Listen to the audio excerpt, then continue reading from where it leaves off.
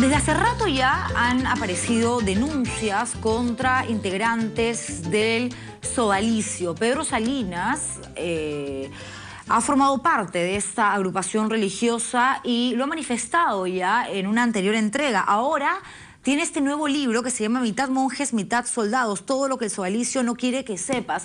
Y aquí reúne testimonios sumamente graves, sumamente fuertes de personas que estuvieron cerca a este señor de apellido Figari, que hoy increíble, está de retiro en Roma, y cuentan cómo supuestamente fueron agredidos sexualmente por el fundador del sodalicio en el Perú, algo que evidentemente preocupa, algo que evidentemente se iba a convertir, claro que sí, en un escándalo, sobre todo porque ya habían antecedentes y porque ya sabemos nosotros que dentro de la Iglesia Católica en general, por más de que haya una parte mucho más conservadora que otra, este tipo de situaciones se han dado e incluso se han corroborado. Hay un caso en México que además lo pueden encontrar ustedes en Google si averiguan, en Chile también, y quizás algo así haya sucedido en nuestro país. Paola Ugaz es periodista, ha colaborado con Pedro Salinas en la elaboración de este libro y alguna vez me llamó por teléfono y me contó lo que tenía Pedro. Yo ya no era reportera, era entrevistadora, por lo tanto no podía evidentemente participar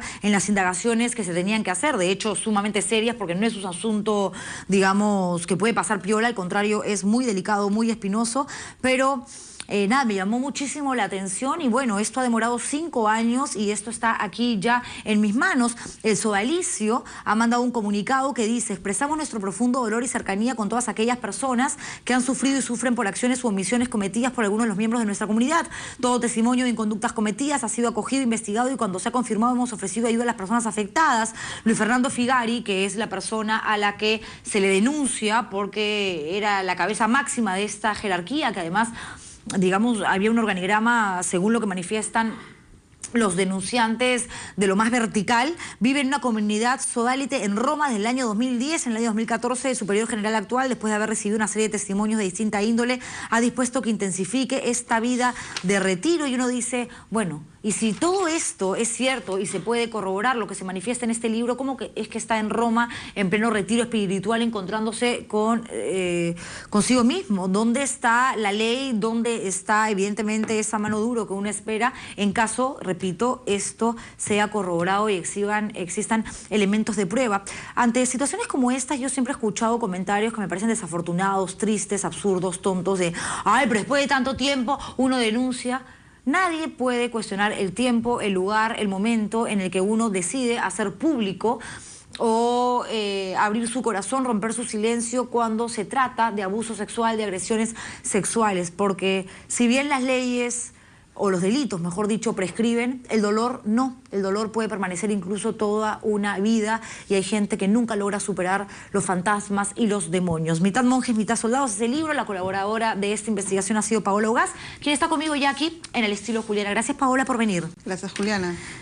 Bueno, la historia, digamos, a mí el comunicado del sodalicio es indignante, pero por un motivo claro. Es un país donde hay la ley, donde se respeta la ley, donde un secuestrador, si es pillado en acción, va a la cárcel, donde un narcotraficante va a la cárcel, donde alguien que roba por lo menos 30 soles está en la cárcel.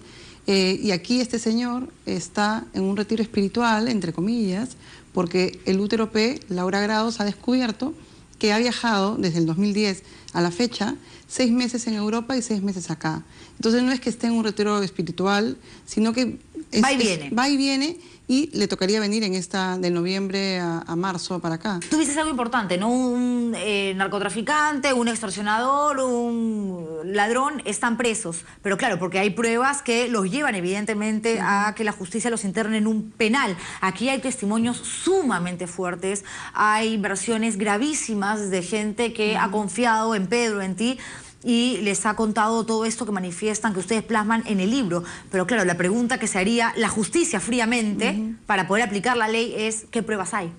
Bueno, lo primero es que el delito del abuso sexual y la violación sexual prescribe en el Perú, ¿no? Esos delitos no son como en Argentina, donde son imprescriptibles. Que debería ser así. Entonces, ¿qué pasa? La investigación nos tomó, o sea, digamos, el 2000, José Enrique Escardó fue el primero que denunció abusos psicológicos y abusos físicos del sodalicium. Al año siguiente, Pedro Salinas sacó un libro de ficción, Mateo 10. Así es, pero era ficción.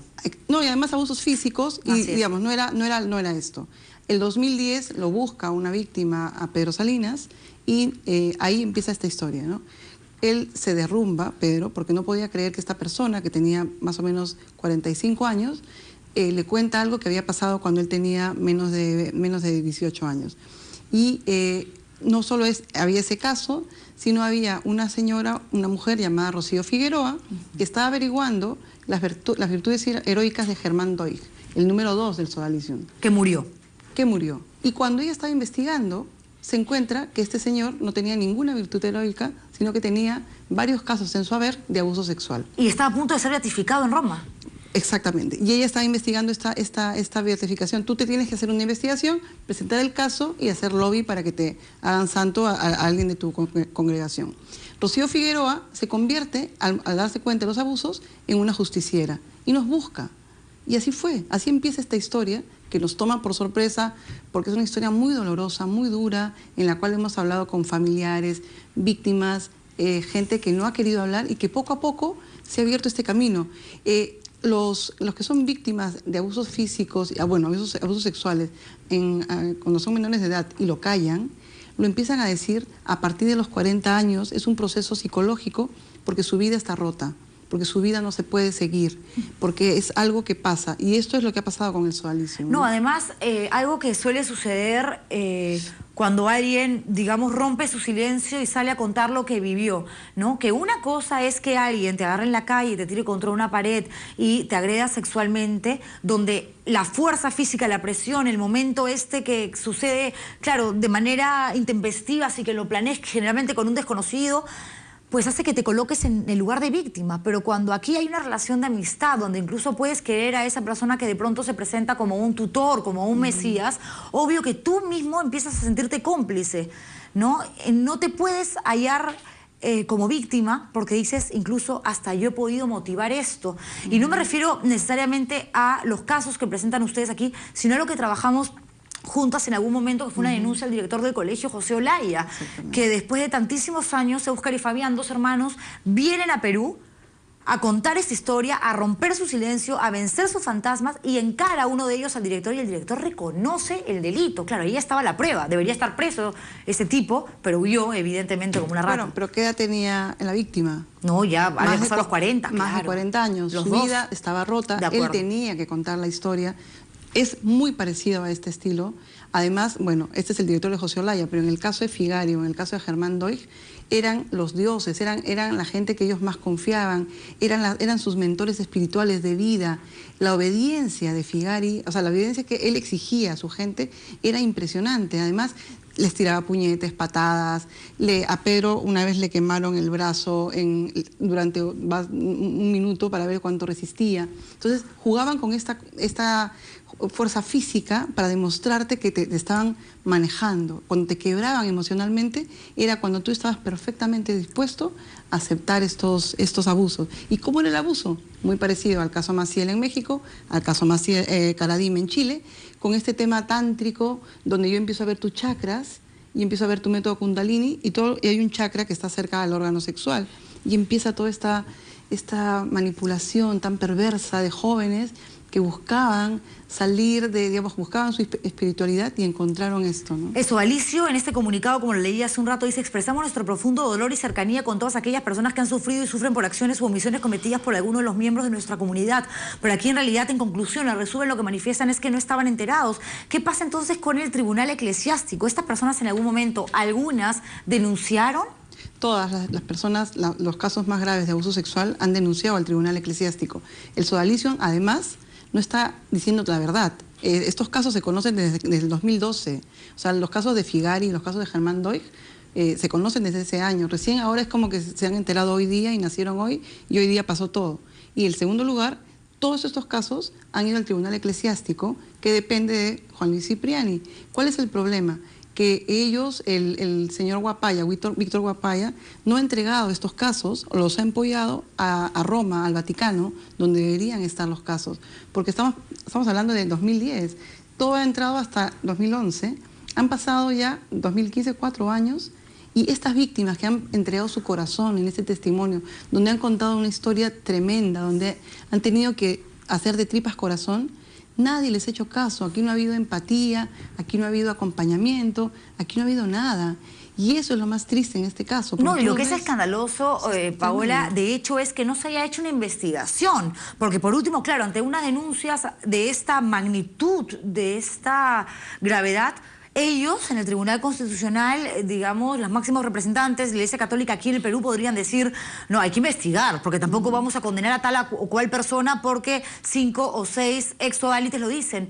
Pero esto tiene que pasar por indagaciones, citar a los denunciantes, a la gente que acusa, a las familias, porque hay toda una familia que se integra también cuando suceden cuando se dan este tipo de relaciones eclesiásticas en comunidades muy grandes. Los padres confían a sus hijos, a este mentor, a este tutor de vida, ¿no?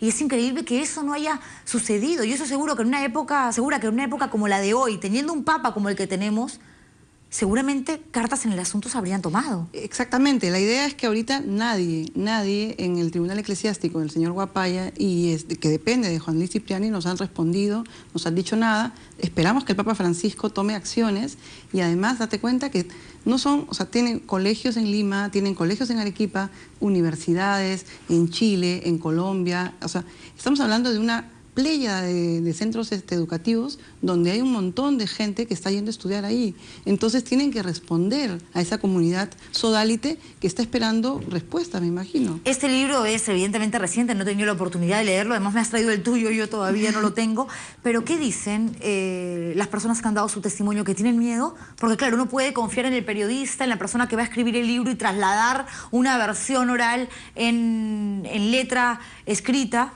para hacer un libro, pero otra cosa son las repercusiones que puedan haber.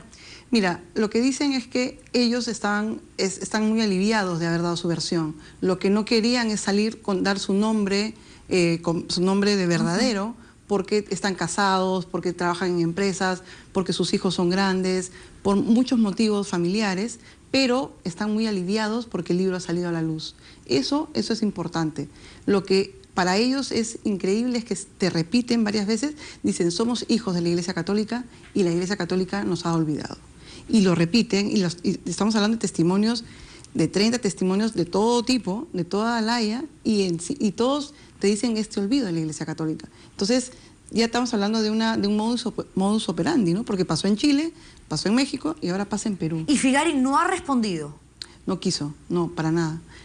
Figari ha tenido un encuentro con Rocío Figueroa, con esta mujer, que es una heroína. La investigadora. Nuestra heroína, ¿no? De esta investigación, que lo enfrenta y le dice, ¿por qué pasó esto? ¿Qué pasó? Y le dice, tú estás loca, tú tienes problemas mentales, tú no dices la verdad. ¿Por qué escuchas a estas versiones? Porque las mujeres en el Sodalicio, que es una organización vertical, son miradas menos. Las fraternas eran miradas menos, así, ¿no? Bueno. No eran parte de la organización, digamos, grande.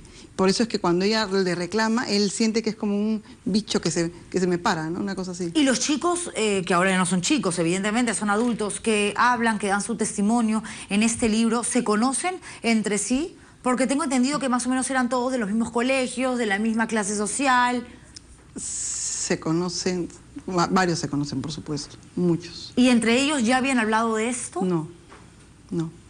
No, porque había mucho silencio y porque de hecho muchas personas de allí, cuando han empezado a ser preguntados, han reconocido el método. El método era llevarlos a un cuarto, ¿ya?